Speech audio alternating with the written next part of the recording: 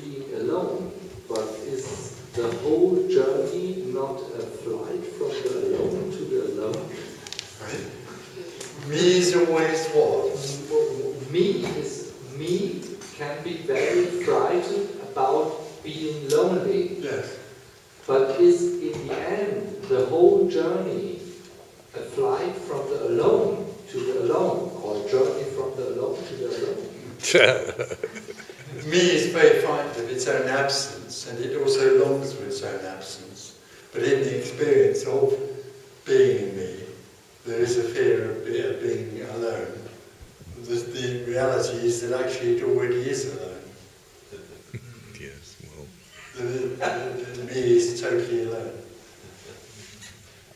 But the flight, the journey, is just another appearance. It has no significance of any sort. Me, in a way, me is constantly trying not to be alone. So it's always looking for something else it can attach itself to or belong to, like another person or a purpose or political party or whatever, so that it feels that it belongs, a family obviously. But it never really belongs because it's always alone. You can't know anybody else.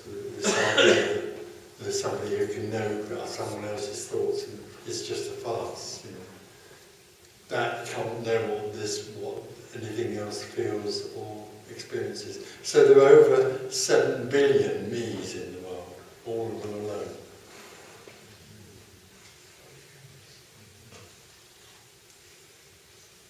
That long to be at one, but never will be until that longing collapses, which is me collapsing.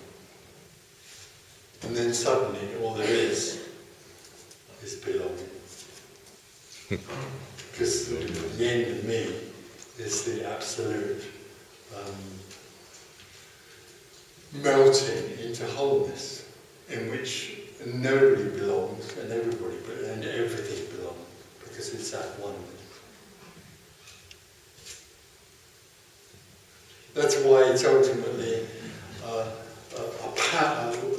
liberation, or so-called liberation, the end of me, is immeasurably beyond anything that anybody offers you in terms of what they call personal enlightenment. The idea that you could become personally enlightened and live in bliss or all that other stuff. The idea of personal enlightenment is you get another list of wonderful things that can happen to you after you follow the list of instructions of how to find them.